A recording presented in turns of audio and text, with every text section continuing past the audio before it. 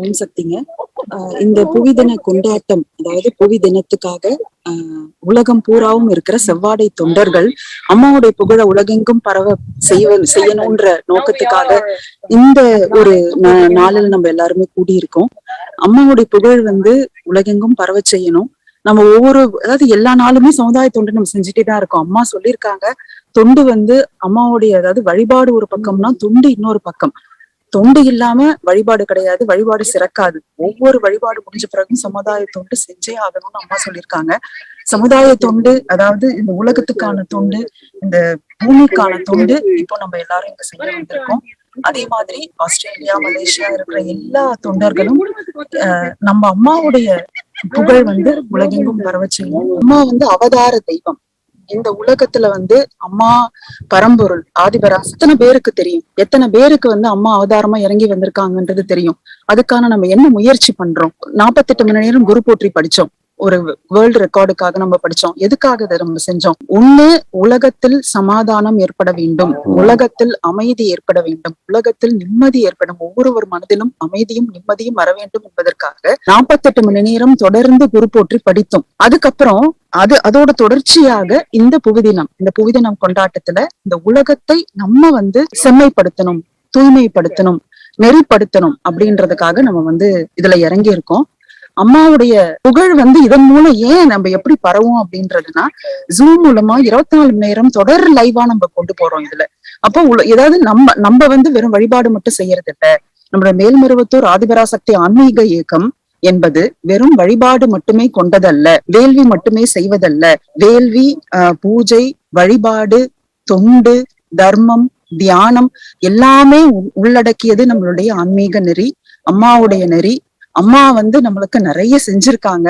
இது நம்ம இந்த இடத்துல நம்ம கூடி இருக்கிறது அம்மாவுக்கு செய்யற ஒரு கடல்ல செய்யற ஒரு சிறு துளி. நம்மளுடைய வழிபாடு செய்யும் போது நம்மளுடைய பசங்களையும் அதுல நம்ம ஈடுபடுத்துறோம். அதாவது இப்போ சில சமயம் நம்ம பசங்க நம்ம கூட வழிபாட்டுல கலந்துக்கலனாலும் எதிர்காலத்துல அம்மாவுடைய அருளால எல்லாருமே இதுல இணைஞ்சு தலைமுறையா அம்மாவுக்கு வழிபாடு செஞ்சு தொண்டு செஞ்சு அம்மா என்ன அருள்வாக்குல என்ன சொல்லியிருக்காங்களோ அதன்படி நம்ம தொண்டர்கள், ஆதிபராசக்தி தொண்டர்கள்னா என்ன, அம்மாவுக்கு பிடிச்ச தொண்டர்கள்னா என்ன, அம்மா அருள்வாக்குல என்ன சொல்லியிருக்காங்களோ அதன்படி நம்ம வாழ்ந்து காமிக்கணும். அம்மா அமைதியாக வாழ்ந்து விட்டு போ அப்படின்னு சொல்றாங்க. அந்த அமைதியா வாழறதுக்கு நம்ம என்னென்ன பண்றோமோ அது எல்லாம் நம்ம அந்த மாதிரி வாழ்ந்து காமிக்கும் போது நம்மளுடைய future generations also will see us and அது நம்மள மாதிரி அவங்களும் நடப்பாங்க அப்படின்ற நம்பிக்கையோடு அம்மா கொடுத்த மந்திர நூல், அம்மா கொடுத்த எல்லாமே அதை நம்ம ஃபாலோ பண்ணோம்னா everything will fall into place. அதாவது செவ்வாடை அப்படின்றது ஒரு சிவப்புன்றது நம்ம ரத்தத்தை குறிக்குது. எதுக்காக அம்மா இந்த ஒரு எளிய ஒரு சிவப்பு நிறத்தை கொண்டு வந்தாங்க அப்படின்னா சக்தியை குறிக்குது. இது எல்லாருமே போடும்போது அம்மாவே, நம்ம ஆதிபராசக்தி அம்மா பரம்பரை பங்கார அம்மாவே ஒவ்வொரு தடவையும் வழிபாடும் போது செவ்வாடை உடுத்தாம எந்த ஒரு வழிபாட்டையும் செய்யறது கிடையாது. கருவறைக்கு போகிறதாகட்டும், வேள்வி தொடங்குறதாகட்டும், அருள்வாக்கு சொல்றதாகட்டும், செவ்வாடை இல்லாம அவங்க எப்படி நம்ம நடந்துக்கணும்னு அவங்க வாழ்ந்து காமிச்சுக்கிட்டு இருக்காங்க.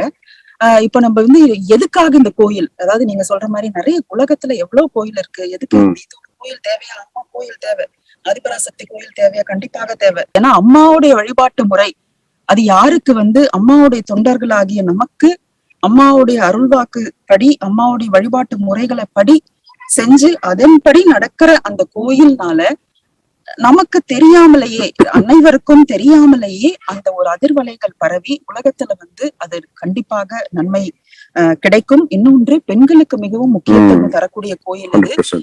பெண்கள் தங்கள் கைகளாலே எல்லாமே செய்யலாம், அபிஷேகம், அலங்காரம் எல்லாமே செய்யலாம், வேள்வி முதற்கொண்டு செய்யலாம். எல்லாமே, அதாவது ஒரு குழந்தை பிறந்தது முதல் கடைசி காரியம் வரைக்கும் எல்லாமே அம்மா எப்படி செய்யணும், என்ன பண்ணணும், இதுக்கு என்ன செய்யணும், இதுக்கு என்ன செய்யணும் அப்படின்னு சொல்லிட்டு எல்லாமே பெண்கள் ஆண்கள் எல்லாருக்குமே சாதி சமயம் இனம் மொழி வேறுபாடு இல்லாம எல்லாருக்குமே சொல்லி கொடுத்திருக்காங்க. அதனால எல்லாருமே இந்த கோயில்ல ஒண்ணுதான். யாருமே உயர்ந்தவங்க யாரும் தாழ்ந்தவங்க கிடையாது. இவங்கதான் உள்ள வரலாம், இவங்க உள்ள வரக்கூடாது அப்படின்னு கிடையாது. இவங்கதான் செய்யலாம், இவங்க செய்யக்கூடாது அப்படின்னு கிடையாது. யாருக்கு அந்த உள்ளம் இருக்கோ, யாருக்கு அந்த வழிபாடு பண்ணணும், இதை கத்துக்கணும் அப்படின்ற எண்ணம் இருக்கோ எல்லாருமே இந்த கோயிலுக்கு வரலாம், எல்லாருமே மந்திரம் படிக்கலாம், எல்லாருமே அர்ச்சனை பண்ணலாம். இது அவங்க பண்ண பண்ண அவங்களுக்கு அற்புதம் நிறைய நடக்க ஆரம்பிக்கும். அற்புதம் நடக்க நடக்க அவங்களுக்கு அனுபவம் கிடைக்க கிடைக்க அப்ப நிறைய பேர் வந்து இந்த கோயிலுக்கு வர ஆரம்பிப்பாங்க. வந்து அது அவங்க மந்திரம் படிக்க படிக்க அம்மா வந்து அவங்க பூர்வ புண்ணிய பலன் காரணமாக இருக்கலாம், இல்ல அல்லது அம்மா என்ன சொல்லிருக்காங்கன்னா, நான் கூப்பிடாமல் யாரும் வருவதில்லை அப்படின்னு சொல்லியிருக்காங்க. அந்த கோயில் வந்து இது தலைமுறை தலைமுறையா இருக்கிற எல்லாரையும் இந்த கோயில் வந்து வாழ வைக்கும், வழிகாட்டும். சக்தி உலகமெல்லாம் சக்தி நெறி ஓங்க வேண்டும், ஒவ்வொருவர் மனக்குறையும் நீங்க வேண்டும்.